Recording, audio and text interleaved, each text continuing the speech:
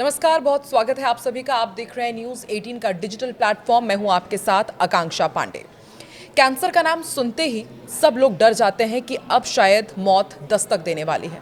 और आपको जानकर हैरानी होगी कि आंकड़े भी कहते हैं कि भारत में एक साल में 1.5 मिलियन से ज़्यादा कैंसर्स के नए मामले सामने आते हैं और मौतों का आंकड़ा भी 8.5 से 9 लाख तक का सालाना है। उससे भी बड़ी बात यह कि 9 में से 1 के अंदर ये संभावना बनी रहती कि शायद वो कैंसर से पीड़ित हो सकता है। और ये आंकड़े स्पष्ट बताते हैं कि कैंसर अब भारत में कितना खतरनाक और कितना जानलेवा साबित हो रहा है। ऐसे में बहुत ज़्यादा ज़रूरी हो जाता है कि समय रहते आप कैंसर को डिटेक्ट कर लें, कैंसर से खुद को बचा सके, उसके लक्षण क्या है, सिम्टम्स क्या है और कैंसर को लेकर के आखिर मिथ कौन से हैं। आज इन तमाम बातों का हम कोशिश करेंगे कि आप तक जवाब पहुंचा पाए और इनके जवाब पहुंचाने के लिए हमारे साथ है जानी मानी cancer specialist doctor Kanika Sharma ji. Kanika ji, बहुत बहुत स्वागत है आपका। धन्यवाद। कनिका जी, हमने जो आंकड़े बताए हैं वो काफ़ी डराने वाले हैं कि एक साल में 1.5 मिलियन से ज़्यादा कैंसर पीड़ित इंडिया में। मुझे तो लगता है मैम कि सबसे गो टू डिजीज़ अब ये हो गई है इंडिया में। तो सबसे पहले तो सवाल मैम ये कि आखिर ये क्या हो रहा है, इतने केसेस कैंसर के क्यों बढ़ रहे हैं, आपको क्या लगता है मैम? तो अगर मैं अपने ही एक ऑन्कोलॉजी जर्नी की बात करूं, तो जब हम लोग ट्रेन होते थे तो हम साल में 7-7.5 लाख केसेस आते हैं से अपनी जर्नी स्टार्ट करते करते आज 15.5 से 16 लाख केसेस एनुअली आने लगे हैं। ये फिगर्स अलार्मिंग है। ये इवन ऑन्कोलॉजिस्ट हमें हमारी कम्युनिटी में डिस्कशंस होती हैं, हमें भी ये अलार्मिंग लगने लगे हैं। एक तो पॉपुलेशन बढ़ रही है तो प्रोपोर्शनेटली नंबर ऑफ़ केसेस ज़्यादा उजागर हो रहे हैं, बट बहुत सारी चीज़ें हमारी ज़िंदगी में चेंज हो रही हैं जिसके चलते कैंसर का इंसिडेंस धीरे धीरे बढ़ रहा है। और यहाँ तक कि जो आने वाली प्रोडिक्शंस हैं, जो हमारे कैंसर जर्नल्स होते हैं जैसे लैंसेट, जिसमें एपिडेमोलॉजिकली हम असेस करते हैं कि फ्यूचर कैसे रहने वाला है, फ्यूचर भी बहुत अलार्मिंग है। जो फ्यूचर की प्रेडिक्शंस हैं, कुछ कैंसर्स में 60 से 70% दर बढ़ने वाली है। एंड सर्वाइवल्स की भी बात करें तो डिस्पाइट की टेक्नोलॉजी एडवांस कर रही है, कुछ कैंसर्स में कह रहे हैं कि बर्डन इतना ज़्यादा होने वाला है कि हम लोग मेडिकली इतनी इक्विपमेंट ही नहीं होगी हमारे पास कि हम हैंडल कर पाएंगे इतने सारे केसेस। मैम बट ये तो सच में बहुत डराने वाली बात है, क्योंकि हम अभी इसी उम्मीद में हैं कि जैसे जैसे फ्यूचर आगे बढ़ेगा, टेक्नोलॉजी और ग्रोथ करेगी, तो शायद हमें हमेशा के लिए कुछ राहत मिल जाएगी कि अभी तक लाइलाज जैसे कहा जाता है कि कुछ तो इलाज मिलेगा, लेकिन आप कह रहे हैं कि और भी अलार्मिंग है। तो फिर सोल्यूशन क्या होगा मैम? देखो, टेक्निकली ट्रीटमेंट वाइज प्रोग्रेस है। हाँ। ट्रीटमेंट वाइज हम लोग बहुत आगे आ चुके हैं। हाँ, नो डाउट। कैंसर केयर में हम लोग बहुत सारे केसेस में अब क्योर कर पाते हैं, बट सबसे बड़ी प्रॉब्लम है हमारी लाइफस्टाइल। क्योंकि हम लोगों की एक माइंडसेट होती है कि हम लोग हॉस्पिटल तब जाते हैं जब हम बिल्कुल बीमार हो जाते हैं। सो बहुत सारी चीज़ें जो हैं वो प्री कैंसरस सिचुएशन में भी हैंडल की जा सकती हैं, या आप कुछ ऐसी रिस्क फैक्टर्स आइडेंटिफाई कर सकते हैं कि आप में कैंसर होने के चांसेस हैं जो कि आप रेक्टिफाई कर सकते हैं। तो आई थिंक बहुत सारी लेवल पे अगर काम किया जाए तो अभी भी 50% कैंसर्स ऐसे हैं हमारे पास जो प्रिवेंटेबल हैं। ओके मैम, तो अब यही जो आपने बताया कि यदि समय रहते डॉक्टर के पास पहुंच जाएं या फिर प्री चेकअप की शायद आप जिक्र करें, तो मैम कब हमें लगेगा कि वो अलार्मिंग कंडीशन है कि अब we should go and visit a doctor? पहले कंडीशन के आने की वेट नहीं करना है। आई थिंक सबसे बड़ी इंपॉर्टेंट चीज़ है कि आप एक रिचुअल की तरह एनुअल हेल्थ चेकअप्स कराइए। एनुअल हेल्थ चेकअप, अगर आप एनुअल हेल्थ चेकअप कराते हैं, साल में एक बार स्वस्थ कंडीशन में आप डॉक्टर के पास जाते हैं, तो आपके बायोलॉजिकल प्रोफाइल, आपके लाइफस्टाइल, आपकी एज, आपकी फैमिली हिस्ट्री के हिसाब से कुछ टेस्ट हम करते हैं जिससे हम डिटर्मिन कर सकते हैं कि आपकी बॉडी में कोई छुपी हुई बीमारी तो नहीं है। हमारे मेडिकल वर्ड्स में हम इसको कहते हैं स्क्रीनिंग। यस। जैसे आप एयरपोर्ट पे जाते हैं, हाँ जी, आपकी लगेज स्क्रीन होती है फॉर डेंजरस प्रोडक्ट्स, वैसे ही हम एज डॉक्टर्स आपकी बॉडी में कुछ छुपी हुई खतरनाक चीज़ें ढूंढ रहे हैं। सो क्या हो सकता है? अगर हम महिलाओं की बात करें तो सबसे ज़्यादा स्तन कैंसर कॉमन है, तो ब्रेस्ट कैंसर की स्क्रीनिंग हमारे पास उपलब्ध है। बच्चेदानी के मुख का कैंसर जिसको हम सर्विक्स कहते हैं, सर्विक्स की स्क्रीनिंग हमारे पास उपलब्ध है। और आजकल तो लंग कैंसर के लिए भी स्क्रीनिंग के लिए सीटी स्कैन्स, जो लो डोज सीटी स्कैन्स हैं, वो आने लग गए हैं और अब वो वैलिडेट भी हो चुके हैं। तो कुछ टेस्ट ऐसे हैं जिसमें आप या तो प्री कैंसरस पकड़ लेते हैं। अब जैसे मैंने पैप्समियर की बात करी कि सर्वाइकल कैंसर के लिए, उसमें कैंसर होने से 5 से 6 साल पहले भी हमें पता चल सकता है कि इनकी बॉडी में कुछ प्री कैंसरस चेंजेस आ रहे हैं जो कि ट्रीट किए जा सकते हैं। तो पहली चीज़ तो है कि एनुअल हेल्थ चेकअप एक अपना नॉर्म बनाइए। जो एनुअल हेल्थ चेकअप है वो हमें किसी कैंसर स्पेशलिस्ट के पास ही जाए या फिर we can go to a random pathology lab and we can so ideally महिलाओं को कहूँगी कोई भी गायनेकोलॉजिस्ट जो आपकी रेगुलर है, अगर उनके पास भी जाएंगी तो आपको गाइड कर देंगे कि आपके एज के हिसाब से कौन से टेस्ट आपके लिए उपयुक्त रहेंगे। और आजकल ज़्यादातर हॉस्पिटल्स में स्क्रीनिंग पैकेजेस के स्पेसिफिक सेल्स बने होते हैं, एनुअल हेल्थ चेकअप्स के सेल्स होते हैं जहाँ पे एक स्पेसिफिक डॉक्टर बैठे होते हैं। ज़रूरी नहीं है कि वो ऑन्कोलॉजिस्ट हों, क्योंकि हम नहीं चाहते हैं कि ऑन्कोलॉजिस्ट की आपकी ज़रूरत पड़े। हम चाहते हैं कि आपको एक जनरल फिजिशियन या आपके फैमिली फिजिशियन ही डायग्नोज कर पाएँ या आपको डिटेक्ट कर पाएँ प्रॉब्लम्स। बट वो जो सिम्टम्स आप पूछ रहे हैं कि कब जाना ज़रूरी है, तो कैंसर कुछ सिम्टम्स देता है, बट ज़्यादातर लोग उन सिम्टम्स को भांप नहीं पाते हैं क्योंकि वो बड़े अभिन्न होते हैं, they are not very unique.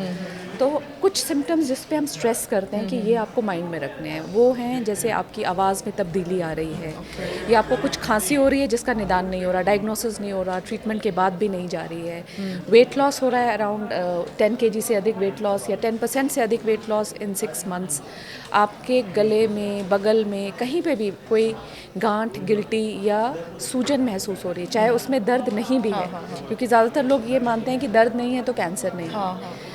और अगर किसी भी बॉडी के पार्ट से, किसी भी छिद्र से अगर खून आ रहा है जो कि फिजियोलॉजिकल नहीं है, या आपके निगलने में, आपको खाना निगलने में समस्या आ रही है, आप सॉलिड्स की बजाय लिक्विड्स ले रहे हैं, या बिल्कुल ही खाना अटक रहा है, ये सब कैंसर के अर्ली सिम्टम्स हो सकते हैं। तो यदि ये सिम्टम्स आपको भी हैं तो आप जाकर के तुरंत चेकअप कराइए, क्योंकि मैम मुझे लगता है कि अगर प्री कैंसर स्टेज में जाते हैं तो फिर ज़्यादा इजी हो जाता है क्या इलाज करवाना भी? बिल्कुल, आई थिंक सबसे बड़ी इंपॉर्टेंट चीज़ है टाइम से बीमारी पकड़ना। अगर हम कैंसर को अर्ली स्टेज में पकड़ते हैं, हम कैंसर को स्टेज करते हैं, अगर वो उसी ऑर्गन पे लिमिटेड है जहाँ से वो बना है तो फर्स्ट स्टेज है, अगर वो शरीर में बहुत सारी जगह चला गया तो स्टेज 4 हो जाता है। तो ज़्यादातर स्टेज 1 के कैंसर्स को हम 90% क्योर रेट्स एक्सपेक्ट करते हैं। 90% बिल्कुल। और साथ ही साथ आपकी जो चिकित्सा प्रणालियाँ हैं, जो आपकी टेक्निक्स ऑफ ट्रीटमेंट है वो कम चाहिए होंगी। अगर हम एक एग्जाम्पल लेके चलें कि अगर किसी पेशेंट को सर्विक्स का कैंसर है और उसने फर्स्ट स्टेज में पकड़ लिया तो केवल एक सर्जरी हुई और ट्रीटमेंट कंप्लीट हो गया। बट अगर वही महिला अपने सिम्टम्स को इग्नोर करके हमारे पास स्टेज 3 में आती है तो फिर उनकी रेडिएशन भी होगी, कीमो भी होगी, और अगर 15-20% चांस ये रहा कि बीमारी गई नहीं जड़ से तो हो सकता है सर्जरी भी हो या आजीवन कीमोथेरेपी चलानी पड़े। So as the disease progresses the number of treatment modalities required increase, और साथ ही साथ ठीक होने की गुंजाइश भी कम होती जाती है। स्टेज पहली से जैसे जैसे स्टेज 4 तक पहुंचते हैं तो ठीक होने की गुंजाइश 5% से भी कम रह जाती है। और साथ ही साथ जितनी आप तकनीकें जोड़ोगे, पेशेंट को साइड इफ़ेक्ट्स बेयर करने पड़ेंगे और खर्चा भी बढ़ेगा। मैम लेकिन कैंसर के साथ तो ये कहा ही जाता है कि रेडिएशन कीमोथेरेपी उनको करानी ही होती है। अगर फर्स्ट स्टेज में डिटेक्ट कर लें तो क्या फिर वो कीमोथेरेपी या फिर रेडिएशन से बच सकते हैं क्या, या फिर वो प्रोसेस है ही, we have to go through it? तो ये इतना सिंपल जवाब नहीं है, क्योंकि कैंसर कहने को एक शब्द है, बट एक कैंसर शब्द में लगभग 1000-1500 अलग विभिन्न कैंसर के प्रकार हैं। तो हर कैंसर के पेशेंट को रेडिएशन की आवश्यकता नहीं पड़ती। अगर मैं रेडिएशन की बात करूं तो 60 से 70% केसेस में रेडिएशन की आवश्यकता पड़ती है। या तो उसको हम देते हैं सर्जरी से पहले ताकि ट्यूमर को हम सिकोड़ दें, या हम देते हैं सर्जरी की रिप्लेसमेंट में कि सर्जरी नहीं हो पा रही है तो ऑल्टरनेटिवली। तीसरा सिनेरियो होता है कि सर्जरी हो गई बट अब रिस्क है कि बीमारी लौट के आ सकती है, तो फिर उस लौट के आने को रोकने के लिए भी हम रेडिएशन देते हैं, या एज अ कष्ट निवारक पैलिएटिव भी देते हैं। तो अलग अलग सिनेरियो में कॉम्बिनेशन होता है, और ये कॉम्बिनेशन हम ऐसे एक मीटिंग करते हैं जिसमें हम सारे चिकित्सक साथ बैठते हैं, उसको हम ट्यूमर बोर्ड कहते हैं, और वहाँ केस टू केस डिसाइड किया जाता है कि इनके केस में क्या बेस्ट ऑप्शन रहेगा। तो एक इंटीग्रेशन इन सब चीज़ों का हो सकता है। डॉक्टर कनिका, क्या बहुत तेज़ी से फर्स्ट स्टेज में मान लीजिए कि डिटेक्ट नहीं कर पा रहा है जो भी, जिसको भी कैंसर हुआ है, तो क्या बहुत तेज़ी से सेकेंड या थर्ड स्टेज की तरफ वो आगे बढ़ते हैं? तो जो कैंसर की उग्रता है या उसका स्पीड ऑफ ग्रोथ जो है वो केस टू केस डिफरेंट होता है। जो कैंसर्स होते हैं जब हम उनको टुकड़े निकालते हैं तो उसकी जब जांच करते हैं तो उसमें 2-3 प्रकार के होते हैं। या तो होते हैं वेल डिफरेंशिएटेड जो बहुत धीमी गति पे ग्रो कर रहे हैं, या हो सकते हैं मॉडरेटली डिफरेंशिएटेड की ग्रो कर रहे हैं पर बहुत तेज़ी से नहीं, और एक होते हैं पुअरली डिफरेंशिएटेड की ट्यूमर जो है बिल्कुल एक जंगल की आग की तरह बहुत तेज़ी से बढ़ रहा है। तो जो अंदर बायोलॉजी है कैंसर की वो डिटर्मिन करती है कि वो कितनी तेज़ी से फैलेगा। ठीक है मैम, और अभी यदि बात की जाए तो हम देख रहे हैं कि महिलाओं में सर्वाइकल कैंसर, ब्रेस्ट कैंसर बहुत तेज़ी से ये बढ़ रहा है। तो एज अ डॉक्टर जब आपके पास पेशेंट आते हैं तो सबसे ज़्यादा क्या कॉमन हो गया है और ये कैंसर क्यों इतना कॉमन है, क्या आपको वजह लगती है मैम इसकी? तो अगर महिलाओं की बात करें तो महिलाओं में हमारे देश में स्तन कैंसर सबसे कॉमनेस्ट है। दूसरे नंबर पे सर्विक्स आता है, जो बच्चेदानी का मुख का कैंसर है। उसके अलावा महिलाओं में भी गले के कैंसर्स आने लगे हैं, क्योंकि जो हमारे टोबैको एडिक्शन है वो महिलाओं में भी है। तो थ्रोट कैंसर्स, लंग कैंसर्स भी अब महिलाओं में हम देखने लगे हैं। और पुरुषों की बात करें तो गले के कैंसर्स, लंग कैंसर्स और आजकल प्रोस्टेट कैंसर की भी दर हमारे देश में बढ़ती हुई दिख रही है। मैम और ये भी कहा जाता है कि कैंसर बायोप्सी का मुझे थोड़ा सा जानना है, क्योंकि जो लोग हैं वो इसी से ज़्यादा डर जाते हैं कि अगर बायोप्सी कराएंगे तो फिर शायद वो और तेज़ी से फैलेगा। तो क्या ये एक मिथ है, क्योंकि कैंसर्स को लेकर के अनलिमिटेड मिथ है, कुछ मुझे भी क्लियर कर रहे हैं आपसे। आई थिंक ये बहुत आपने अच्छा सवाल पूछा, क्योंकि इसी डर की वजह से बहुत लोग ट्रीटमेंट नहीं करवाते हैं और अनफॉर्चुनेटली वो बीमारी इतनी बढ़ा देते हैं हमारे तक आने तक कि फिर हम भी कुछ नहीं कर पाते हैं। सो बायोप्सी क्यों करते हैं? पहली चीज़ तो बायोप्सी इसलिए करते हैं क्योंकि जब भी हम कोई स्कैनिंग करते हैं, MRI करते हैं या पेट CT करते हैं, तो हमें एक शक होता है कि कैंसर हो सकता है, ठीक है। उसकी रेडियोलॉजी हमें एक इंडिकेशन देती है कि कैंसरस लग रहा है, आप इसे कंफर्म करिए। तो बायोप्सी का पहला काम है कि वो कंफर्म कर रहा है, पुख्ता सबूत दे रहा है कि ये कैंसरस है। फिर उस सबूत के साथ साथ वो हमें वो सेल टाइप दे रहा है कि ये कैंसर किस सेल से बना। अब अगर गले का कैंसर है तो वो स्क्वैमस सेल होगा। अगर लेट्रिन के रास्ता जो एनल केनाल है उसमें एडिनो भी हो सकता है, स्क्वैमस भी हो सकता है, क्योंकि उस सेल ऑफ ओरिजिन से ट्रीटमेंट भिन्न हो जाती है। जैसे मैंने एनल केनाल कैंसर की बात करी कि अगर वो स्क्वैमस सेल कार्सिनोमा है, उसमें सर्जरी की आवश्यकता ही नहीं है। 95% चांस है कि रेडिएशन कीमो से वो क्योर हो जाएगा। वहीं अगर वो एडिनो निकलता है तो उसमें सर्जरी सबसे इंपॉर्टेंट ट्रीटमेंट है। तो बायोप्सी आपको सही सेल की आइडेंटिफिकेशन से सही ट्रीटमेंट डिसाइड करने में हेल्प करती है। इसी बायोप्सी पे आजकल हम और भी मार्कर्स लगाते हैं। अब जैसे मैंने कहा कि बहुत हमारे पास ट्रीटमेंट एडवांस कर रही है, बट उस एडवांस ट्रीटमेंट को यूटिलाइज करने के लिए हमें कुछ मार्कर्स चाहिए होते हैं कि इस सेल में क्या ये चीज़ पॉजिटिव है। अगर कुछ रिसेप्टर्स पॉजिटिव हैं या कुछ मार्कर्स पॉजिटिव हैं तो हमारे पास उसी के लिए स्पेसिफिक दवाई होती है। तो इसीलिए बायोप्सी एसेंशियल होती है कैंसर ट्रीटमेंट स्टार्ट करने के लिए। जो भ्रम था कि बायोप्सी से डर क्यों है, लेकिन वो इसलिए था कि शायद जब कैंसर का शुरुआती अध्ययन हो ही रहा था, हमें तब तक जानकारी नहीं थी।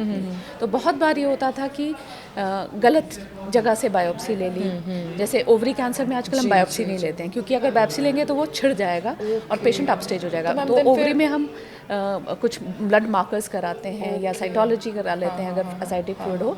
अगर इंटैक्ट ट्यूमर है उसको छेड़ते नहीं हैं। या सर्जरी में पहले ये जानकारी नहीं होती थी कि ऑन्कोलॉजिकली सेफ स्टेप्स क्या होते हैं। तो सर्जरी में जैसे एक नॉर्मल कोलेसिस्टेक्टमी हो रही है या किडनी की सर्जरी हो रही है, रूटीन सर्जरी करते थे। अब ये जानकारी ये है कि जब आप कैंसर का टिश्यू प्रोसेस कर रहे हैं तो वो वाला इंस्ट्रूमेंट आप नहीं यूज़ करेंगे जब आप चमड़ी के टांके लेंगे। तो स्टेप्स एडवांस हो गए हैं, बायोलॉजिकली अंडरस्टैंडिंग बिल्ड हो गई है। तो अब वो जो छिड़ने से या छुरी लगने से कैंसर नहीं पड़ता है। दूसरी चीज़, बायोप्सी कराने के बाद अगर आप ट्रीटमेंट नहीं कराएंगे तो फैलेगा ही फैलेगा। बहुत बार बायोप्सी कराने के बाद पेशेंट 2-3 महीने केवल अपने ऑप्शंस एक्सप्लोर कर रहे होते हैं या भयभीत होते हैं, तो फिर आपके उस ट्रैक पे प्रॉब्लम आ सकती है। 1 महीने में ही बहुत तेज़ी से फैल जाता है? ऐसा नहीं, कैंसर टू कैंसर है। कुछ कैंसर्स तेज़ी से बढ़ते हैं तो वो महीने में बढ़ सकते हैं, बट ज़्यादातर कैंसर 6-8 महीने step by step he progress करते हैं अगले चरण पे। ओके मैम, और ये भी एक मैंने सुना है कि जैसे कि ब्रेस्ट कैंसर है, मतलब किसी अगर ऑर्गन का हो रहा है या फिर वो टिश्यू या फिर ब्लड, जैसे ब्लड कैंसर में बोलते हैं कि वो क्यूरेबल ही नहीं है, बाद में करेंगे तो कहीं ना कहीं से, क्योंकि वो पूरे शरीर में फैल चुका है। लेकिन ब्रेस्ट कैंसर के बारे में कहा जाता है कि ब्रेस्ट कैंसर को सर्जरी से हटा दीजिए तो वो ज़्यादा क्यूरेबल होता है। तो ये मिथ है कि ये सीरियसली आपको लगता है कि वाकई होता है ऐसा? तो ऐसा नहीं है कि सारे ब्लड कैंसर्स नॉन क्योरेबल हैं। ब्लड कैंसर जो बच्चों में होते हैं, जिसको हम ल्यूकीमिया कहते हैं, वो बहुत क्योरेबल है। बच्चा अपना पूरा नॉर्मल एडल्टहुड और अपनी लाइफ आगे जी पाता है। हर एक कैंसर के सेल की बायोलॉजी डिफरेंट है। सो बायोलॉजिकली क्योर का जो चांस है वो सेल टाइप और कैंसर की स्टेज से डिटरमिन होता है। अब अगर ब्रेस्ट कैंसर महिला पहली स्टेज या दूसरी या इवन 3rd स्टेज तक लेके आती हैं तो सर्जरी, कीमो, रेडिएशन, इन सब से क्योर पॉसिबल है। बट अगर वो बीमारी फैल चुकी है ब्रेन में, लिवर में, बोन्स में, तो फिर हम क्योर नहीं कर पाते हैं, फिर हम उस बीमारी को दबा पाते हैं, उसका जीवन बढ़ा पाते हैं। So it is purely dependent on stage and the type of cancer. Blood cancers में AML एक ऐसा कैंसर है जो एडल्टहुड में, जिसको हम एग्रेसिव मानते हैं, उसके AML, हाँ, मैम ये क्या कैंसर होता है? ये आपके जो ब्लड सेल्स होते हैं उनमें मल्टीपल लीनिएजेस होते हैं, उनमें से किसी एक पर्टिकुलर लीनिएज जो माइलॉइड होते हैं सेल्स, उसका कैंसर होता है। सो वो थोड़ा अग्रेसिव मानते हैं, उसमें अभी भी उतनी उन्नत तकनीकें नहीं आ पाई हैं, या टेक्नोलॉजी वाइज अभी भी हम कई जगह हैंडीकैप्ड हैं। बट यू नेवर नो, जैसे ALL के लिए हमारे पास पुख्ता ट्रीटमेंट्स आ गई हैं जो कि बहुत अच्छा संतोषजनक पेशेंट को रिस्पॉन्स दे रही हैं, वैसा फ्यूचर में हो सकता है 5 years 10 years from now, but as of now वो डेफिनेटली बिल्कुल। और मैम मेडिकल फील्ड में मुझे लगता है कि लगातार प्रोग्रेस हो ही रही है। डॉक्टर कनिका, एक और सवाल मेरा कि कितने प्रोबेबिलिटी आप मानते हैं कि कोई क्योर हो चुका है कैंसर से और फिर दोबारा भी हम देखते हैं कि फिर उसको कैंसर हो जाता है, तो मैम क्या ये ट्रीटमेंट में चूक रहती है या फिर बॉडी फिर उसके बाद, जैसे कि हमने स्टोन के बारे में भी सुना है कि एक बार किसी को स्टोन हो गया तो फिर दोबारा हो ही जाता है, तो क्या कैंसर से भी ऐसा होता है, कैंसर में भी? तो देखो, कैंसर सबसे पहले तो आपकी बॉडी में ही कुछ डिफेक्ट है तभी बना, क्योंकि कैंसर सेल्स सबकी बॉडी में बनते हैं, हम सबकी बॉडी में सेल्स बनते हैं, पर भगवान ने हमें कुछ पुलिसमैन दे रखे हैं जो पहचान लेते हैं कि ये सेल्स अच्छे नहीं है और उनको डिस्ट्रॉय कर देते हैं। जेनेटिक्स भी?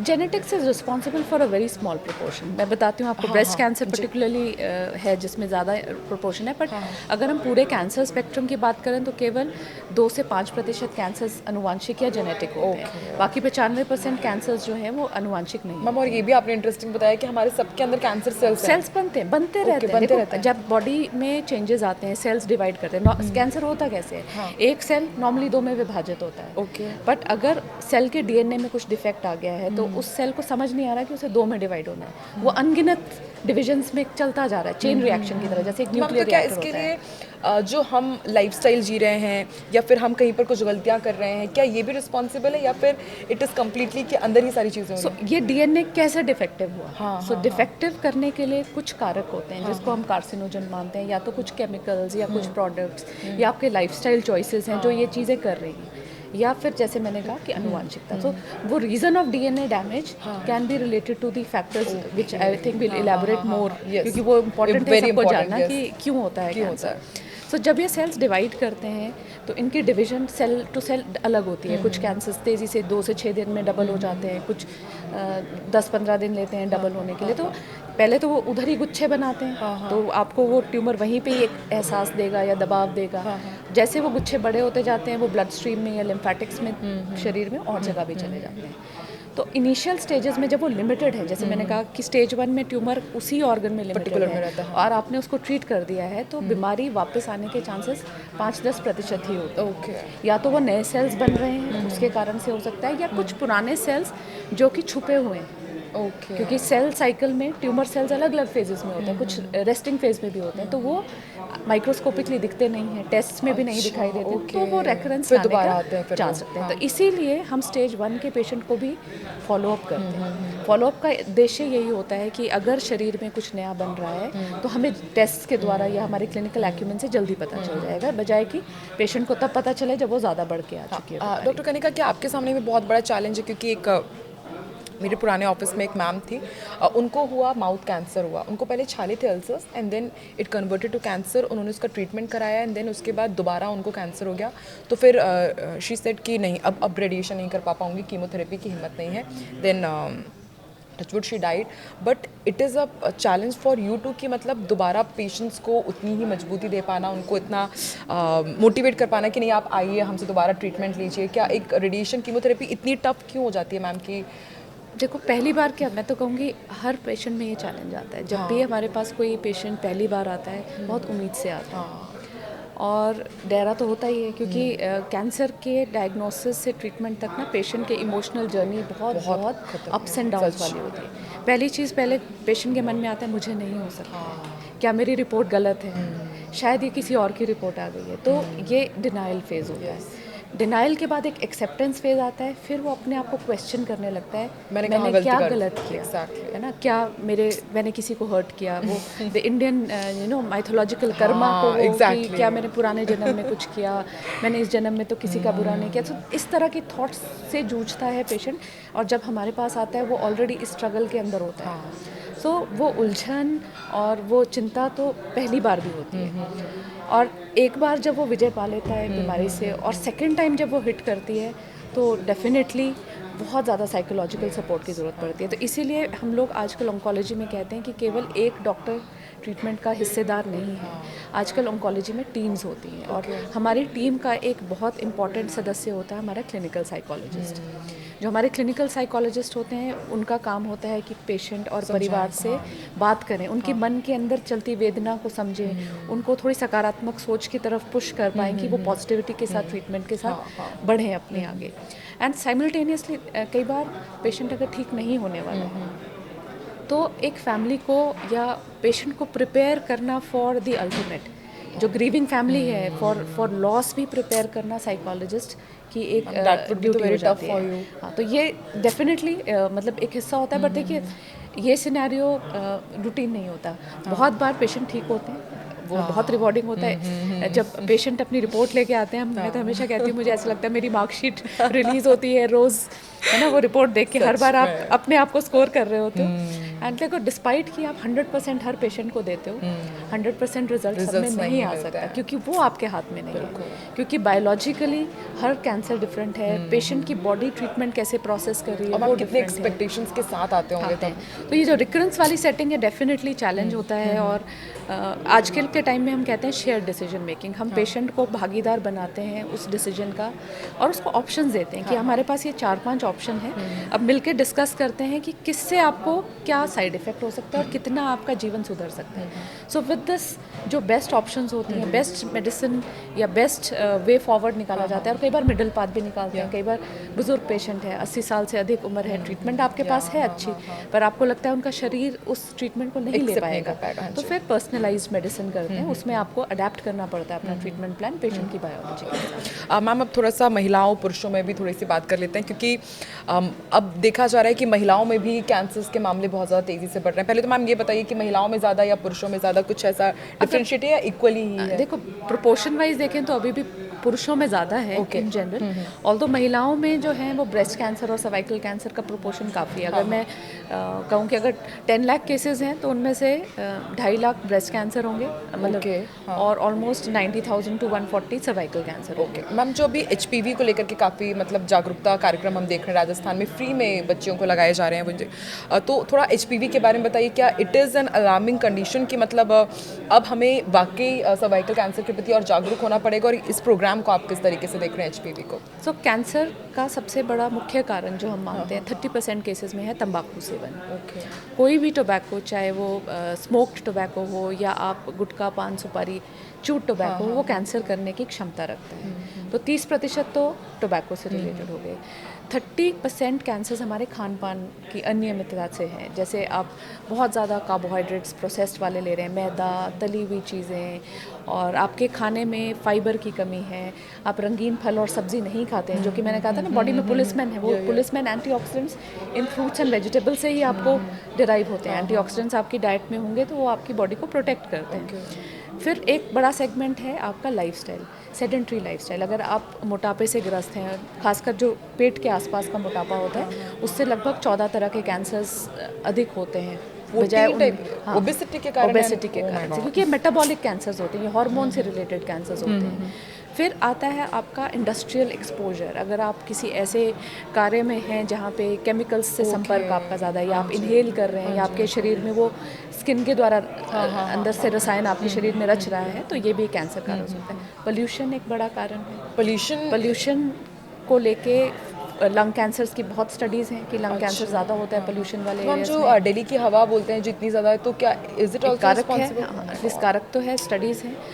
यहाँ तक कि अपने ही सिटी का डॉक्टर अरविंद हैं, उनकी एक स्टडी है कि वो पहले जो है वो केवल 15% महिलाओं में लंग कैंसर देखते थे, अब 50% केसेस बढ़ गए हैं महिलाओं के, क्योंकि वो पोल्यूशन के कारण से है। Pollution not only water pollution, जो आपके पानी में केमिकल्स, फर्टिलाइजर्स, पेस्टिसाइड्स आपके फूड चेन में एंटर कर चुके हैं, एडल्ट्रेशन और जितने भी आप प्रिजर्वेटिव्स डालते हैं फूड्स में, जितने आप पैकेज फूड्स लेते हो, कहीं ना कहीं over a period of time long term exposure से ये भी कैंसर कारक हो सकते हैं। फिर है इन्फेक्शंस, जो तुम्हारा सवाल था, अब मैं उस पर आ रही हूँ। सो इन्फेक्शंस में एक तो ह्यूमन पैपिलोमा वायरस एक बहुत वेल स्टडीड एविडेंस है कि ये कम से कम 8 तरह के कैंसर्स कर सकते हैं। ह्यूमन पैपिलोमा वायरस महिला पुरुष को एक दूसरे से होते हैं। इसमें बच्चेदानी के मुख के कैंसर्स, वल्वा के कैंसर्स, जिसको योनि बोलते हैं, विजाइना के cancers, phenyl cancers, anal cancers और ओरोफेरिंजियल कैंसर्स और वॉट्स, ये सब कर सकता है। तो इन्फेक्शन से भी कैंसर हो सकता है। फिर जिनको हेपेटाइटिस अनकंट्रोल्ड होता है, अगर आपने हेपेटाइटिस का वैक्सीनेशन नहीं कराया है और हेपेटाइटिस सी या हेपेटाइटिस बी से ग्रस्त हैं, तो लिवर के कैंसर्स होने का रिस्क रहता है। जो स्टमक है, स्टमक में अगर एच पाइलोरी बहुत एक बैक्टीरियल इन्फेक्शन है, अनकंट्रोल्ड रहता है, तो किसी किसी को वहाँ पे एक लिम्फोमा, मॉल्ट लिम्फोमा होने के चांसेस रहते हैं। एक वायरस होता है Epstein Barr virus, EBV virus, हमारे नॉर्थ ईस्ट राज्यों में ज़्यादा देखते हैं लोग ग्रस्त होते हैं उससे। नेज़ोफेरिंक्स, नाक के पीछे एक छोटा सा स्क्वायर एरिया होता है हमारा, उसके कैंसर्स होते हैं। तो इन्फेक्शन से भी कैंसर्स हो सकते हैं। तो HPV पे आते हैं कि HPV एक तो कैंसर करता है, ये हमें क्लियर है। HPV के प्रति हमारे पास बहुत सशक्त वैक्सीनेशन है। जो HPV है वो एक वायरस नहीं है, वो अलग अलग स्ट्रेन्स हैं। जैसे कोविड में नई नई स्ट्रेन्स आती रहती थी, वैसे ही HPV में भी लगभग 30-35 अलग अलग स्ट्रेन्स हैं, जिनमें से 9 के प्रति हमारे पास वैक्सीनेशन है। और ये 9 वही हैं जो कैंसर कारक है। बहुत सारे स्ट्रेन्स ऐसे हैं जो कैंसर कारक नहीं हैं।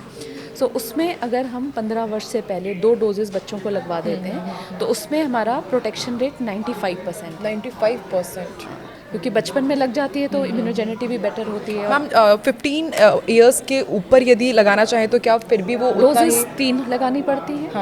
उसकी जो सुरक्षा की जो क्षमता है वो थोड़ी कम हो जाती है। दूसरा, अगर आपने सपोजिंग 38, 40, 45 में लगवाया तो 70-75% ही वो आपको सुरक्षा दे पाएगी। तो जो परसेंटेज ऑफ बेनिफिट है वो एज के साथ कम हो जाता है। इसीलिए हम देखिए प्रधानमंत्री जी ने जो पूरे देश में ये प्रोग्राम शुरू किया है कि 14 वर्ष की बच्चियों को 2 डोजेस समय रहते लग जाएं। तो जैसे मेरी सिस्टर है, वो भी 17 इयर्स की है, मेरी मम्मा है 50+ है, तो क्या अभी इस एज में उनको लगा सकते हैं ये HPV? मदर को तो एडवांटेज नहीं है लगवाने का, बट आपकी बहन को भी एडवांटेज है, वो लगवा सकती है। मैम ये HPV की तो बात होगी, और जैसे कि बचपन में बच्चों को पैदा होने के बाद ही हम देखते हैं कि बहुत सारे वैक्सीन्स उनको लगाए जाते हैं ताकि अलग अलग बीमारियों से वो पीड़ित ना। HPV के अलावा भी आपको लगता है क्या कि कुछ और ऐसे वैक्सीन्स हैं या मार्केट में अवेलेबल हैं क्या, जो बहुत इंपॉर्टेंट है लोगों को उनके प्रति जागरूक करना कि यदि आप ये वैक्सीन्स लेते हैं तो आगे कैंसर लेस आपकी लाइफ हो सकती है? क्या ये पॉसिबल है क्या? कैंसर के लिए तो अभी HPV ही हमारे पास एक कह सकते हैं एक एविडेंस्ड वैक्सीन है। बट ये है कि इन जनरल मुझे लगता है कि वैक्सीनेशन एज स्पेसिफिक करा लेना चाहिए। बहुत लोग वैक्सीन्स को लेके नॉन बिलीवर्स होते हैं, उनको लगता है कि दुनिया जहान की वैक्सीन लग जाती हैं, आपकी अपनी बॉडी इम्यूनिटी काम नहीं करेगी। क्योंकि आज के दौर में जिस तरह के जो इन्फेक्शंस के जो आप देखते हैं ना स्ट्रेन्स हैं, बहुत अग्रेसिव स्ट्रेन होती हैं। तो इवन बुज़ुर्ग जो होते हैं, जो आपके घर में 70-75 साल से ऊपर के बुज़ुर्ग हैं, उनको जो सीजनल फ्लू वैक्सीन होती हैं वो लगवानी चाहिए। क्योंकि जब इन्फेक्शंस होती हैं तो आपकी बॉडी इम्यूनिटी और डाउन जाती है, तो बीमारियां ज़्यादा उजागर होती हैं। Okay ma'am. मैम तो एक और क्वेश्चन यही कि आपने बुज़ुर्गों की बात की, लेकिन मैम अब तो यंग एज में भी आप देख रहे हैं कि बहुत कॉमन है आसपास पहचान में कि न्यूली मैरिड है, उनको कैंसर हुआ, वो संभल भी नहीं पाई, सीधे उनको 4th स्टेज का कैंसर डिटेक्ट हुआ और नॉर्मल लाइफस्टाइल ही वो जी रहे थे। मतलब उनकी शादी हुई, उनको 1-1.5 साल का बच्चा भी था और फिर अचानक से उनकी डेथ हो गई। तो मैम ऐसे कैंसर कैसे कि हमें संभलने का मौका ही नहीं मिल पाता, और यंग एज को भी लेकर के वो इतना ज़्यादा अलार्मिंग कंडीशन कैसे हो जाता है मैम? सो एक चेंज तो हम लोग सब अप्रिशिएट कर रहे हैं कि जो कैंसर का इंसिडेंस वेस्टर्न वर्ल्ड का है और जो हमारा इंडियन वर्ल्ड का है, उसमें एक डिफरेंस है। जो इंडियन सब कॉन्टिनेंट में हम कैंसर देख रहे हैं वो यंगर एज ग्रुप में देख रहे हैं। एक पब्लिकेशन आई थी, ऑलमोस्ट 5 साल हो चुके हैं उसको, कि वेस्टर्न वर्ल्ड में 70% लोग जो कैंसर से मरते हैं वो 70 ईयर से ऊपर की एज के होते हैं। ओके। और हमारे देश में उल्टा है। अच्छा। हमारे 70% पेशेंट 70 से कम एज के होते हैं। Ma'am reason? क्योंकि बायोलॉजिकली जेनेटिकली हमारा प्रोफाइल डिफरेंट है, तो हमारे यहाँ कैंसर्स थोड़ा सा अर्ली एज ग्रुप में देखे जा रहे हैं वेस्टर्न वर्ल्ड के मुकाबले में। दूसरी चीज़, जो यंगर में होते हैं वो जेनेटिक एसोसिएशन ज़्यादा रखते हैं। अच्छा। खासकर जैसे ओवरी का कैंसर हो गया, अंडकोश का हो गया, कोलन का कैंसर, आंत का जो कैंसर कहते हैं हम इसे, ब्रेस्ट कैंसर। ब्रेस्ट कैंसर में 8 से 12% केसेस अनुवांशिक हो सकते हैं। उसका मतलब है अगर किसी महिला की मदर, मासी, नानी, मामा, इनमें या तो ब्रेस्ट कैंसर या यूट्रस का कैंसर, ओवरी का कैंसर, आंत का कैंसर या पैनक्रियाज का कैंसर हुआ है, तो इनमें रिस्क हो सकता है। तो ऐसे में कुछ टेस्ट होते हैं, जेनेटिक टेस्ट होते हैं, हमारे जेनेटिक काउंसलर्स वो प्रिस्क्राइब कराते हैं ये चेक करने के लिए कि क्या सच में ये अनुवांशिक है या बाई चांस एक परिवार में 2-3 लोगों को कैंसर हो चुका है। तो अगर ऐसा कुछ डिटेक्शन में आता है तो फिर जो हमारी सर्वेलेंस होती है या जो हमने एनुअल हेल्थ चेकअप कहे थे उसमें कुछ टेस्ट भिन्न हो जाते हैं। और उसमें हम जो एनुअल हेल्थ चेकअप्स की जो स्केड्यूल है वो भी चेंज कर देते हैं। जैसे नॉर्मली अगर हम स्तन कैंसर की बात करें तो हम मैमोग्राफी रिकमेंड करते हैं कि हर महिला को 45 इयर्स की एज के बाद हर साल कराना है टिल 54 इयर्स। ओके। और उसके बाद हर 2 साल में कराना है 70 साल की आयु तक। बट अगर अनुवांशिक है तो जिस मेंबर को यंगेस्ट एज में कैंसर हुआ था आपके परिवार में, उसके 7-8 साल पहले ही आपको स्क्रीनिंग शुरू कर देनी चाहिए। तो ये इंपॉर्टेंस होती है कि अगर जेनेटिक। अब मुझे तो लगता है मैम अवेयरनेस की इतनी कमी है कि इस चीज़ के ऊपर उतनी बात नहीं होती है, लोगों को इतने इसके बारे में पता ही नहीं होता है कि वो कुछ इसका एक कारण है, हमने कैंसर को एक हौवा बनाया हुआ है। तो पहली चीज़ है कि हमें ना कैंसर को नॉर्मलाइज करने की ज़रूरत है। देखिए, डायबिटीज़ की दवाई ज़िंदगी भर लेनी पड़ती है, बीपी की दवाई ज़िंदगी भर लेते हैं, डायबिटीज़ से किडनीज ख़राब हो जाती हैं, आंखें ख़राब हो जाती हैं, बट लोगों को डायबिटीज़ से डर नहीं लगता है। जबकि कैंसर अगर सही ट्रीटमेंट मिल जाए तो आपका 6-8 महीने में आप क्योर्ड हो और आगे आपको कुछ ट्रीटमेंट उसका नहीं भी हो सकता है चाहिए हो। तो कैंसर को पहले नॉर्मलाइज करने की ज़रूरत है क्योंकि लोग डरते हैं, तो इसीलिए अवेयरनेस लेना भी नहीं चाहते हैं। आप देखिए, जब कोई भी कैंसर का प्रोग्राम होता है या न्यूज़पेपर में आर्टिकल भी होगा ना, पन्ना पलट दिया जाएगा कि ये हम क्यों पढ़ें, क्योंकि लोग एक मिथ के साथ जीते हैं कि कैंसर मुझे नहीं होगा। बट ये सच नहीं है। कैंसर भेदभाव नहीं करता है। कैंसर किसी को भी हो सकता है, वो बच्चे को भी हो सकता है, बुजुर्ग को भी हो सकता है, गरीब को भी हो सकता है, अमीर को भी हो सकता है। सो इम्पॉर्टेंट चीज़ ये है कि ऐसे खतरों के खिलाड़ी बन के ना जिए कि हमें कुछ नहीं होगा, क्योंकि हमारे घर में किसी को नहीं होगा। क्योंकि मैंने कहा घर में केवल 5% केसेस में ही होगा कि आपके कैंसर इंसिडेंस हो ऐसा। सो इम्पॉर्टेंट चीज़ ये है कि सजगता हो इस बीमारी को लेके और कुछ लाइफस्टाइल मॉडिफिकेशंस हों, क्योंकि जो जीवन शैली खराब हो रही है ना यंग्स में, क्यों हो रहा है ये? क्योंकि स्मोकिंग का चलन बढ़ गया है, पीयर प्रेशर इतना है, एक सोशल नॉर्म मानने लग गए हैं कि ड्रिंक करना और स्मोक करना एक आपकी सोशल आपको वैलिडेशन दे रहा है कि आप इस सर्कल में तभी फिट होते हो यदि आप स्मोक करते हो या ड्रिंक करते हो। तो आउटडेटेड हैं आप, है ना? तो ये जो हमने गलत चलन शुरू किया है, पहले तो उसको ठीक करने की ज़रूरत है। दूसरा, फिटनेस के लिए हमें बिल्कुल चाइल्डहुड से स्टार्ट करना पड़ेगा। अगर हम स्कूल में ही बच्चों को ये चीज़ इंगेज कर दें कि आपको एक स्पोर्ट एक्टिविटी करनी ही है, क्योंकि फिटनेस बचपन से ही एक आदत होती है, जिसको एक व्यायाम की आदत होती है वो रेगुलर करेगा। ये जो सिर्फ कभी कभी पतले होने के लिए या कभी कभी किसी ने बोल दिया यार तुम बड़े मोटे लग रहे हो तब एक्सरसाइज कर रहे हैं, वो उसका कोई एडवांटेज नहीं है। फिटनेस रेगुलर होनी चाहिए, क्योंकि WHO ने एक आंकड़ा दिया है। WHO कहते हैं कि अगर आप हफ्ते भर में 180 मिनट एक्सरसाइज करते हैं तो आप लाइफस्टाइल डिजीज से 1 वीक में 180 मिनट्स एक्सरसाइज करते हैं तो आप लाइफस्टाइल डिजीजेस से मरोगे, ये चांस आप 50% कम कर रहे हैं। तो लाइफस्टाइल डिजीजेस क्या हैं?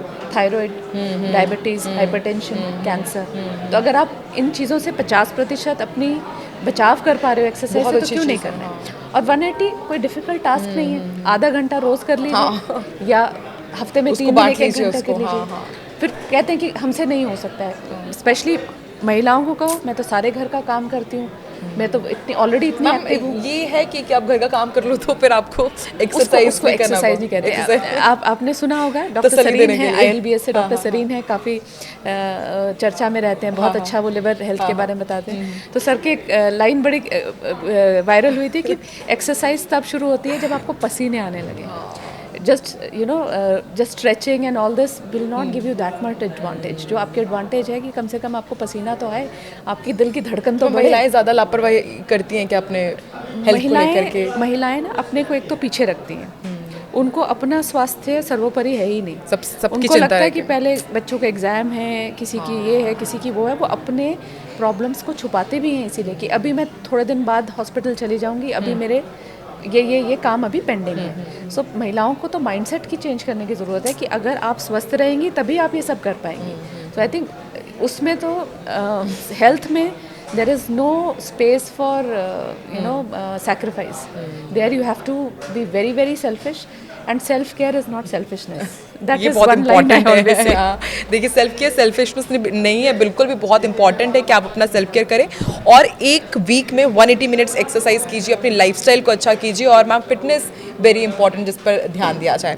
मैम एक और बहुत बड़ा सवाल कि मैम गरीब परिवार यदि किसी को कैंसर हो जाता है तो उनके लिए सबसे बड़ा जो प्रॉब्लम होता है कि वो पैसे कहाँ से लाएंगे। मैम इतना महंगा क्यों है कैंसर का इलाज? क्योंकि मुझे तो लगता है कि पहले आर्थिक कमर ही टूट जाती है कि कोई सुन ले कि अब इतने पैसे कहाँ से आएंगे, तो उनको लगता है कि भाई हाथ जोड़ लेते हैं, will die from cancer, but cure कैसे होगा? आप बहुत बहुत इम्पोर्टेंट चीज़ बोल रहे हो, क्योंकि समृद्ध परिवार भी चैलेंज्ड हो जाते हैं कभी कभी कैंसर ट्रीटमेंट में, क्योंकि कैंसर की जितनी उपलब्धियां हैं ज़्यादातर रिसर्च विदेशों में होती हैं, तो इन दवाइयों पे पेटेंट होते हैं। अगर हम इम्यूनोथेरेपी जैसी ड्रग्स की बातें करें तो जब पेटेंट ड्रग्स होते हैं और वो आयात किए जाते हैं, आयात का कर भी देते हैं आप उस पर, तो वो बहुत एक्सपेंसिव हो जाती हैं जब तक वो पेशेंट को देने लगते हैं तब तक। और ये सारा का सारा ऐसा नहीं है कि ये इंडिया के उस पर बन रही हैं। मेक इन इंडिया में 90% हमारे जो बहुत उन्नत मेडिसिन हैं वो बाहर से आयात होती हैं। दूसरी जो हमारी रेडिएशन की मशीन्स हैं ये भी सारी आयात होती हैं। जो मशीन आपकी 10 करोड़ के करीब होगी विद मेक, जब वो लैंड करती है कस्टम ड्यूटीज़ और ये सब देते देते वो 17-18 करोड़ तक पहुंच जाती है। तो जब आपका सारा इक्विपमेंट इतना महंगा नहीं है बन तो रहा है फिर तो इस वजह से जो वो आपका एंड यूज़र तक पहुंचता है तो महंगा हो जाता है। दूसरा, जैसे मैंने शुरू में कहा कि जब स्टेज बढ़ेगी तो खर्चा बढ़ेगा। तो अब तक जो आपके हाथ में वो यही है कि सजग रहें ताकि कम खर्चे में ट्रीटमेंट हो जाए। दूसरा जो चीज़ मुझे लगता है जो बहुत इंपॉर्टेंट है, लोग उसकी अहमियत समझते नहीं है, वो है इंश्योरेंस की। Insurance, okay. हम अपने बाइक की इंश्योरेंस करेंगे, हम अपनी खुद का कार नहीं की कराते। इंश्योरेंस करेंगे क्योंकि वो मैंडेटरी है, बट हम अपने शरीर को तो अमर मान के चलते हैं, हमें कुछ नहीं होगा। सो इम्पॉर्टेंट है कि हेल्थ इंश्योरेंसेस लेनी चाहिए। एंड मैं ये भी कहूँगी कि हम बहुत ज़्यादा स्वागत करते हैं कि जो हमारे सरकार ने जो जन जन को ये आयुष्मान और ऐसे इंश्योरेंस देनी शुरू करी है। बहुत पेशेंट जो मुझ तक नहीं पहुंच पाते थे ट्रीटमेंट के लिए, वो कार्ड धारक होते हैं, वो वही ट्रीटमेंट उतनी ही अच्छी ट्रीटमेंट ले पा रहे हैं जो कि कोई समृद्ध परिवार का व्यक्ति ले रहा है। तो एटलीस्ट कुछ चीज़ें, ऑल्दो उसमें भी बहुत इफ्स एंड बट्स हैं, क्योंकि उसमें अपर लिमिट ऑफ ट्रीटमेंट केवल 5 लाख है।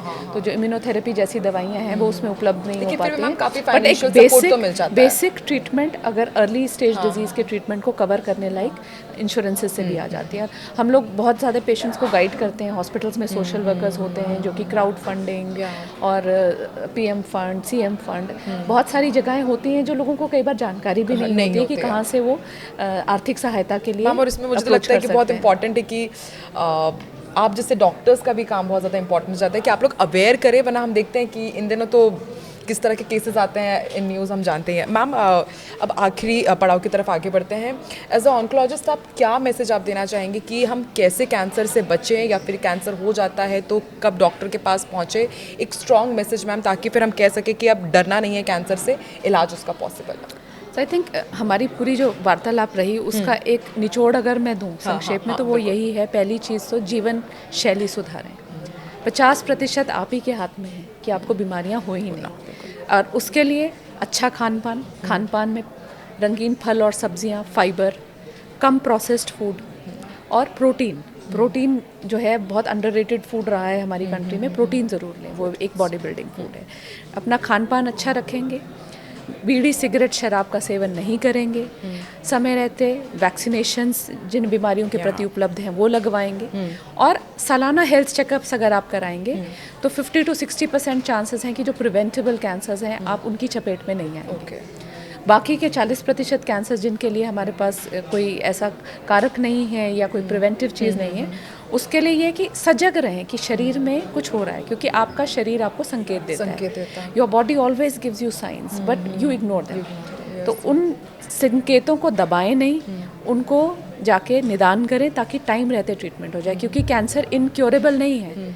एक इग्नोर्ड एडवांस स्टेज कैंसर जिसको सही समय पर हॉस्पिटल नहीं लाया गया वो इनक्योरेबल। मैम अमूमन हम देखा है कि जब सोशल मीडिया में रील्स स्क्रॉल करो, आजकल तो ज़माना ही सोशल मीडिया का है कि जितना भी हमको ट्रीटमेंट मिल रहा है वो रील्स के थ्रू ही मिल जा रहा है, और ऐसे में बहुत मिथ्स सामने आते हैं कि बिना कीमोथेरेपी आपका कैंसर क्योरेबल हो जाएगा, या पैक्ड फूड है, या फिर हम जली हुई रोटी खा रहे हैं तो वो जला हुआ जो पार्ट है वो हमें कैंसर फैला रहा है, या माइक्रोवेव में जो खाना हम गर्म करते हैं। तो ऐसे बहुत सारे मिथ्स हैं, आपके सामने भी आते होंगे, आप लोग तो मुझे लगता है कि हंसते भी होंगे उस रील्स को स्क्रॉल करते हुए। तो मैम क्या वाकई ये मिथ्स हैं या फिर होता भी है ऐसा? तो कुछ सत्य है, कुछ मिथ्स हैं। जैसे माइक्रोवेव को लेके ये मिथ है। माइक्रोवेव तो रेडियो वेव्स होती हैं। ओके। तो माइक्रोवेव के खाने से कैंसर नहीं होता है, माइक्रोवेव सेफ होता है। खाना अगर जला हुआ है तो वो जो ब्लैक बर्न्ड फूड होता है, माइस में कुछ डेटा है कि अगर बहुत ज़्यादा बर्न्ड फूड का कंटेंट बॉडी में आता है तो उनको कैंसर हुआ है, बट अभी ह्यूमंस में हमारे पास एविडेंस नहीं है। अच्छा। तो आप तवे पे अगर रोटी बना रहे हैं और कभी कभार थोड़ा बहुत जल गया तो उससे कुछ नहीं हो सकता है। तीसरी चीज़, लोगों को लगता है कि जो ये कैंसर पेशेंट्स हैं उनके साथ रहेंगे या उनके परिवार के फैल जाता है, तो ऐसे फैल जाएगा, छूने से फैल जाएगा, खाने का उनका जूठा खाने तो कैंसर कम्युनिकेबल डिजीज़ बिल्कुल नहीं है। वो एक दूसरे के साथ रहने से, बैठने से, फूड शेयर करने से नहीं होता है, बल्कि कैंसर पेशेंट्स की इम्यूनिटी कम होती है। हम उनको आइसोलेट इसलिए करते हैं ताकि उनको कोई इन्फेक्शन ना दे दे। उनको हम एक नवजात बच्चे की तरह ट्रीट करते हैं। फिर एक बड़ा मिथ था कि कैंसर की वैक्सीन आ गई है, सब लगवा लेंगे तो कैंसर होगा ही नहीं। अभी एक मैंने न्यूज़ पढ़ी तो उसको इसी तरह करे कि बस अब रूस ने कमाल कर दिया है। तो वो वैक्सीन कैंसर पेशेंट्स के लिए एक उपलब्धि है, और वो अभी फेज़ 2 ट्रायल्स में है और अभी कमर्शियल भी नहीं है। तो उसमें कैंसर के जो पेशेंट्स हैं उनमें बीमारी वापस ना आए, या जो एक्टिव बीमारी है उसको ट्रीट करने के लिए वो वैक्सीन है। तो ये प्रिवेंटिव नहीं है, जैसे हमने HPV की बात करी है उस तरह का वैक्सीन नहीं है। मैम और एक कीमोथेरेपी वाला कि बिना कीमोथेरेपी या रेडिएशन के पॉसिबल है? केस टू केस होता है। कुछ पेशेंट्स को कीमो चाहिए ही नहीं होती, इम्यूनोथेरेपी या हार्मोन थेरेपी से जो है ट्रीट हो जाता है। फिर कॉस्मेटिक्स को लेके बहुत चीज़ें आती हैं, कुछ सत्य है। स्किन कैंसर होता है। हाँ, तो स्किन कैंसर डेफिनेटली आजकल जो ये UV रेस हैं उसके लिए स्टडीज़ आई हैं कि जो लोग जेल नेल पेंट्स बहुत कराते हैं, तो जो आप एक्सपोजर करवाते हैं UV रेस में, उससे स्किन कैंसर्स का रिस्क अधिक है। हेयर कलर्स जिनमें अमोनिया होता है उनसे ब्लड कैंसर हो सकते हैं। ट्रीटमेंट्स जो लेते हैं फेशियल लेजर्स, क्या वो भी? उसके अभी हमारे पास साइंटिफिक एविडेंस अभी तक तो नहीं है, क्योंकि UV रेज और लेजर रेज भिन्न होते हैं। ओके। फिर जो केराटिन कराते हैं बालों में, जो बहुत ज़्यादा हेयर स्ट्रेटनिंग कराते हैं, तो US की स्टडी आई है कि बच्चेदानी के कैंसर्स, यूट्राइन कैंसर्स 14% अधिक थे उन महिलाओं में जो बहुत ज़्यादा हेयर स्ट्रेटनिंग कराती हैं। तो ये जो हमने अपने जीवन को केमिकल से भर लिया है ना, खा भी केमिकल्स रहे हैं, लगा भी बॉडी रहे में हैं, केमिकल्स ट्रीटमेंट भी ले रहे हैं, बहुत सारे करवा रहे हैं। तो ये सब फैक्टर्स जो है ये बिल्ड इन होके ही कैंसर बढ़ा रहे हैं। हेयर फॉल जो होता है कीमो के बाद, तो क्या ऐसा है कि सभी के ही उतने ही हेयर फॉल होते हैं या फिर कभी दोबारा नहीं आएंगे? इसको लेकर के भी काफ़ी मिथ्स होते हैं। हेयर फॉल को लेके बहुत लोग जो है एजुकेटेड नहीं होते हैं, और कई लोग तो ट्रीटमेंट इसी डर से नहीं कराते हैं कि बाल चले जाएंगे, बट ऐसा नहीं है। सब कैंसर ट्रीटमेंट्स में बाल नहीं जाते हैं, सिर्फ कुछ लिमिटेड कीमोथेरेपी ड्रग्स हैं जिनसे बाल जाते हैं। रेडिएशन से बाल तब जाते हैं अगर हम सिर की रेडिएशन कर रहे हैं। अगर किसी के कमर की रेडिएशन हो रही है या छाती की रेडिएशन हो रही है तो उससे सर के बाल नहीं जाते हैं। सर्जरी से सर के बाल नहीं जाते हैं, और जो बाल जाते हैं वो लौट भी आते हैं। और आजकल तो इसमें भी इतनी उपलब्धि आ गई है कि हम सर के बालों के गिरने की दर कम करने के लिए कुछ स्कैल्प कूलिंग टेक्निक्स देते हैं, ताकि कीमोथेरेपी जो आपके हेयर फॉलिकल्स हैं उनमें जाए ही ना ज़्यादा और बाल बहुत अधिक ना गिरे। तो मैम और हमारे पॉडकास्ट का भी मोटिव यही था कि जितनी भी मिथ हैं, अनअवेयर है लोग इसको लेकर के, तो हर एक जो पॉइंट था वो मैंने कोशिश की है कि शायद जनता के मन में भी यही सवाल होगा वो आप तक पहुँचे। बहुत बहुत शुक्रिया डॉक्टर कनिका हमारे साथ जुड़ने के लिए, और इतने सारे जो मिथ थे उनको क्लियर करने के लिए और मोटिवेट करने के लिए भी कि अपनी लाइफस्टाइल को अच्छा कीजिए, वैक्सीन्स लीजिए और अपना ख्याल रखिए, और जब बॉडी आपको साइन दे रही है तो you have to catch those signs ताकि आप कैंसर से दूर रहें। बहुत बहुत शुक्रिया डॉक्टर कनिका हमारे साथ पॉडकास्ट में जुड़ने के लिए।